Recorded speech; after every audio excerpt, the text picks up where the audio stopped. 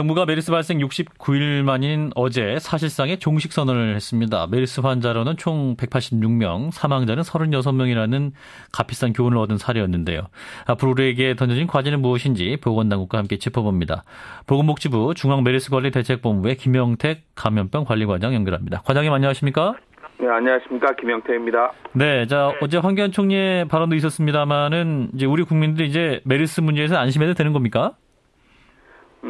이제 7월 4일 날 신규 마지막 환자가 확인이 된 이후로 23일째 이제 경과가 됐는데 환자 발생이 없습니다. 그리고 또 하나는 현재 입원 중인 환자분이 12분 계신데 그중에서 한 분만 제외하고는 모두 바이러스가 음성으로 확인이 돼서 현재 격리 치료되고 있는 현재 상태에서는 모든 일반 국민들께서는 이제 감염 우려가 이제 더 이상 없다라고 할 수 있고, 이는 보건의료계 전문가들도 그렇고 세계보건기구도 이 실제 종식 상태임에 대해서는 동의받고 있는 상황입니다. 근데 이제 일반 국민들이 들으셨을 때 이제 사실상 종식이 뭐냐 이제 궁금해하실 것 같아요. 종식 공식 선언이 아니고 왜 사실상인가요?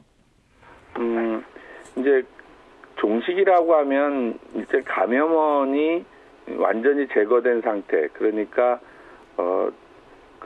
환자분께서 바이러스가 음성자로 이제 완전히 확인이 되고, 그리고 이제 잠복기의 2배인 28일 경과한 시점이라고 볼 수도 있고요. 예. 두 번째는 이 사우디의 이 병은 풍토병이기 때문에 지속적으로 풍토병으로 해외 유입 감염성 우려는 항상 있습니다. 그래서 완전한 종식이라는 건 전세적으로 사우디의 풍토병이 없어지지 않는 한 사실상 불가능한 거고, 그런 측면에서 실질적으로 그러면 일상생활에서 감염 우려가 있느냐에 대한 실제적 종식 상태를 항상 논의하게 됩니다. 그래서 지금 현재 감염원이 되는 환자분께서 완전한 격리 상태에서 치료를 받고 계시고, 그리고 잠복기가 거의 이제 14일 이상 경과된 시점에서 아직 신규 환자는 발견되고 있지 않기 때문에 현재 자가격리 상태도 다 이제 일본 환자부터 연결돼 있던 모든 자가격리 환자는 다 해제된 상태라서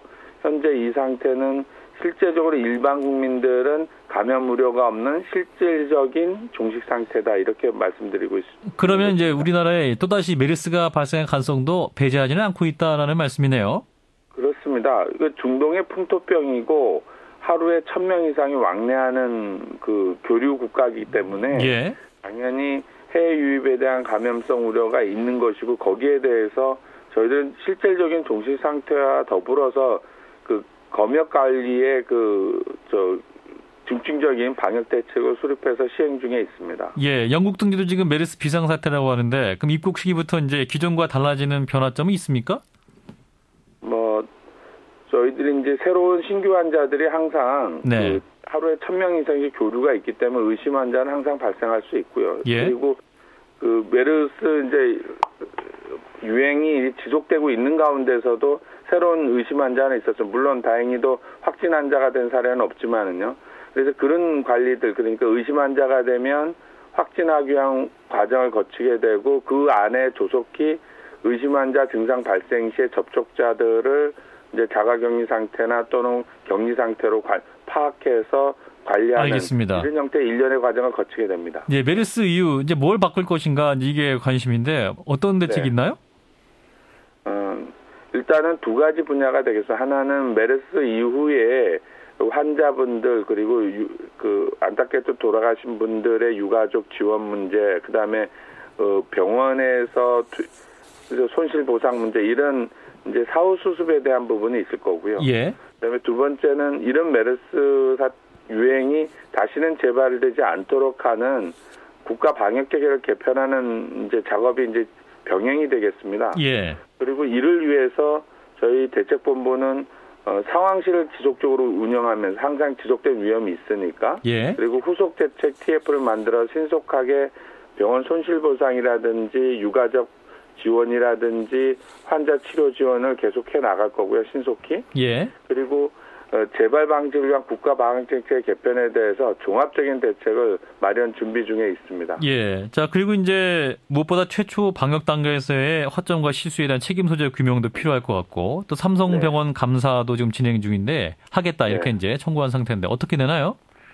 이제 국회에서 감사 요구가 돼 있었고 앞으로 이제 수개월간 이제 감사가 진행이 될 것인데요. 예. 앞으로 3개월 안에 이제 보고하게 돼 있으니까요. 그래서 그분이 진행이 되면 그 결과에 따라서 조치가 이루어질 것으로 보고 있습니다. 예, 그리고 그동안 이제 환자 이송이 비협조적이었던 병원도 있었지 않았습니까? 그러면 이제 적절한 행정 처분이 있을 수 있나요?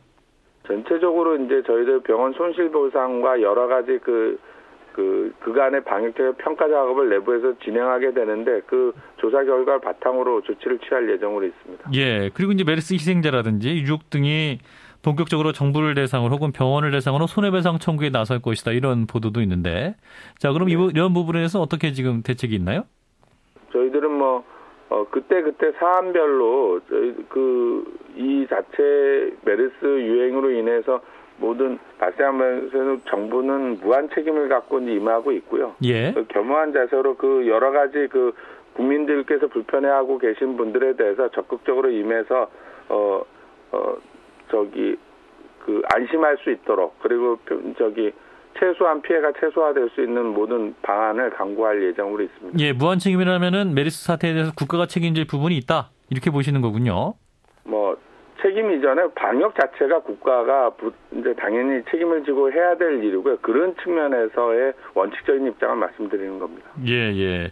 자, 이제 중앙 메르스 관리 대책본부 당분간 유지되는 거죠? 네, 그렇습니다.